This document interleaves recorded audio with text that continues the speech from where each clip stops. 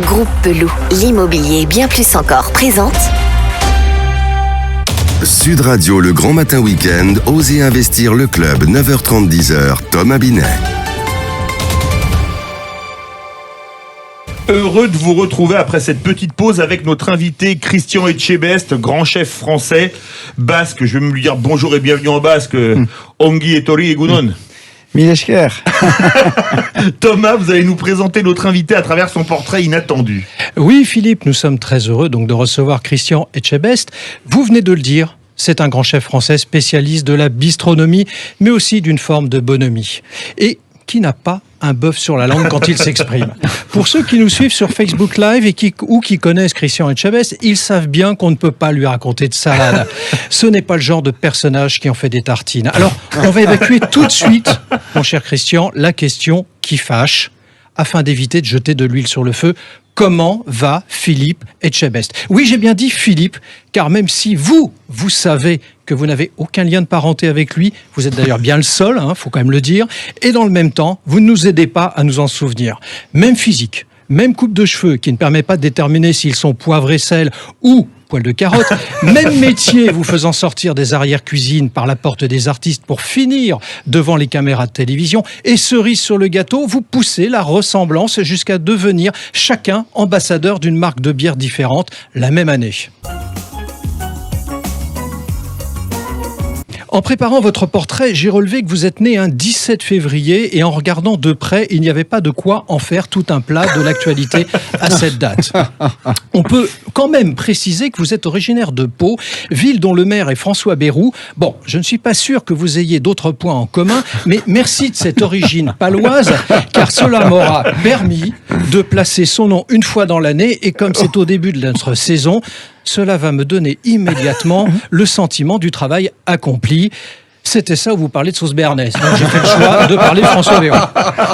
En vous observant lors d'interviews et d'émissions comme Masterchef à laquelle vous avez participé en qualité de jury, j'ai ressenti que vous avez la gouaille et la truculence des grands acteurs de la deuxième partie du XXe siècle et qui nous manquent tant dans la période actuelle. J'entends par là les Ventura, Gabin, Blier et j'en passe. Tous ces acteurs des temps passés, mais qui étaient si modernes et auxquels je vous associe, laissant entendre que vous seriez trompé d'époque, peut-être d'école aussi.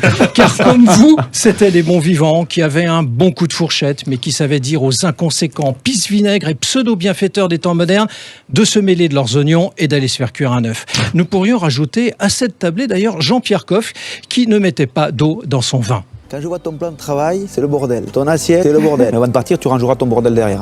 T'es brut. T'as aucun geste du cuisinier. T'en as aucun. T'as intérêt d'écouter et pas me décevoir.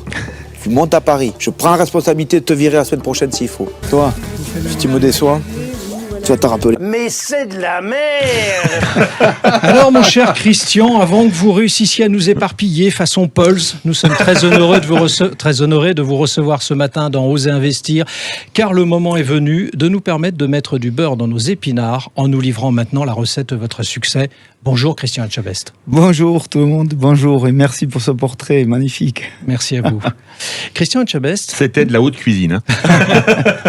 On a mis les petits plats dans les grands. Absolument. On est d'accord. Nous vous avons invité car vous êtes à la tête de plusieurs restaurants avec 40 salariés, une vingtaine de cuisiniers, si j'ai bien fait mes calculs. Est-ce un bon investissement ? Un peu plus maintenant ? Oui, quand même. Bon, donc vous grandissez encore. Oui, tout doucement, mais on est plutôt 70 salariés, on a 7 affaires, donc à peu près 70-75 salariés en tout. Donc mon enquête n'était pas juste. Merci d'avoir précisé. Juste, en partie. En partie. Est-ce un bon investissement ? La restauration, bien sûr. Ouais. C'est un bon investissement. De toute façon, moi, je sais faire que ça. J'ai commencé à 15 ans. Donc, voilà. Ouais, après, moi, je trouve que c'est un métier de passion. Quand vous vivez votre passion, c'est beaucoup plus facile, la vie. Moi, je me lève tous les matins. J'ai 52 ans. Depuis l'âge de 15 ans, je suis heureux de faire ce que je fais. Donc, déjà, c'est beaucoup plus facile. Et après, est-ce que c'est rentable ? Alors justement, c'était ma question, je voulais vous poser immédiatement, est-ce que c'est vraiment rentable ? Parce que... Si on ramène tout simplement aux heures que je fais, je ne pense pas que c'est rentable. D'accord. Mais je ne les compte pas, mes heures, c'est de la passion. La passion, on ne compte pas ses heures. Donc bien à la sûr. fin, voilà, si j'ai rien à cacher, moi je vis bien. J'ai 52 ans, je travaille beaucoup. Je peux travailler 7 sur 7, je ne sais pas si on est dimanche, lundi, je n'ai pas de souci avec ça. Je gagne bien ma vie. Oui, effectivement. Alors, le confinement et les différentes mesures amènent à remettre en cause le modèle économique actuel des restaurants, non? Vous ne croyez pas quand même? Ah oui, mais complètement. Mais chef d'entreprise, c'est ça. Oui. Chef d'entreprise, que ce soit dans mon secteur ou dans d'autres secteurs, c'est savoir gérer son entreprise, connaître très bien son entreprise. Et moi, pour donner un exemple, si je prends la brasserie dans le 15e, à cette époque-là, l'année dernière, on était 24. Oui. Et là, on est descendu à 20 salariés. On sûr, est à vous 4, adaptez. Ouais, tout simplement. Ouais. On adapte, on n'a plus de touristes, on a 22% en moins. Voilà.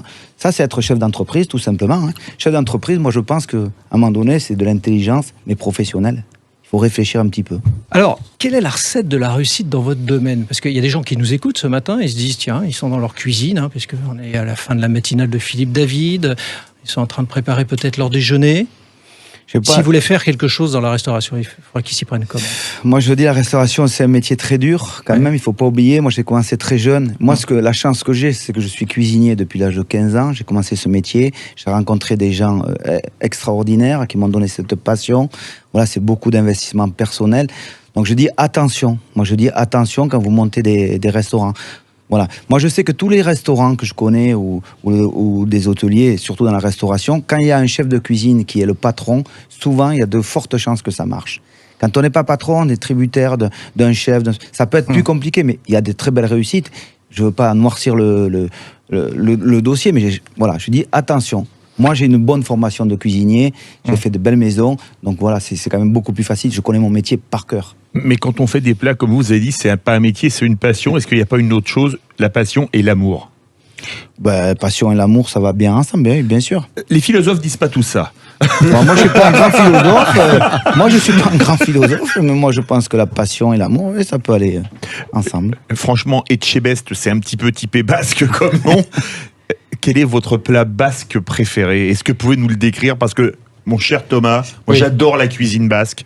Et, La cuisine tout court déjà. Oui, mais alors basque en particulier. Voilà. Et est-ce qu'il y a un plat basque que vous pouvez nous parler, nous décrire? Parce que un plat basque qu'on fait, que chez nous on fait tout le temps au Pays Basque, on a tout le temps des œufs, il y a tout le temps de la piperade qui est au frigo, donc on fait tout le temps cette fameuse piperade, on fait revenir, on prend un peu de blanc de jambon, on le fait fondre dans la poêle, ça donne un peu ce goût, on casse 2 œufs dedans, un peu de piment, on mélange avec une spatule et on met cette basquaise dedans, un bon coup de poivre, encore du piment d'Espelette, 2 tranches de jambon poêlé. Ça, c'est le plat que tous les dimanches, voilà, vous allez n'importe quelle campagne, dans la Soule, n'importe où au Pays Basque, la piperade. Comme vous êtes dans Oser Investir, c'est comme ça qu'on fait de l'oseille. Hein, faut l'oublier. Il a osé. Oui. Ah oui, j'ai osé. Oui, bah oui. Il est en forme. Il est en forme. Le jambon, c'est du Quintoa, comme porc. Quintoa, évidemment, le porc basque. Il y a beaucoup de porc. Alors, Christian, est-ce que vous avez un conseil à donner à quelqu'un qui souhaite s'installer aujourd'hui? Qui souhaitent s'installer, qui réfléchissent bien tout simplement, voilà, il faut faire une petite étude de marché, il faut bien s'entourer. Si vous êtes du métier, si vous êtes cuisinier, il n'y aura pas trop de problèmes. Après, moi, la différence, c'est l'intelligence professionnelle. Il faut avoir bien appris son métier de cuisinier, avoir pris dans chaque maison où on est passé ce qu'il y avait à apprendre, et après, vous arrivez à un âge. Moi, je me suis installé, j'ai 52 ans bientôt, je me suis installé à 29 ans. Pendant 12 ans, j'ai fait que des belles maisons, j'ai appris. Et après, moi, ça m'a pas paru très difficile de m'installer. Moi, j'ai pas appris à compter, mais mon père, il m'avait dit, quand tu auras 2 francs, tu dépenseras qu'1 franc.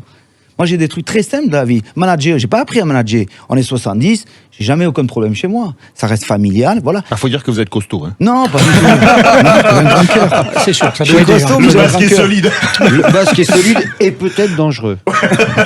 Dans la mêlée, pour les amateurs de rugby, les piliers basques, je me rappelle un Pierre d'Hospital et un Pascal Ondart, fallait mieux pas être en face d'eux. C'est ça.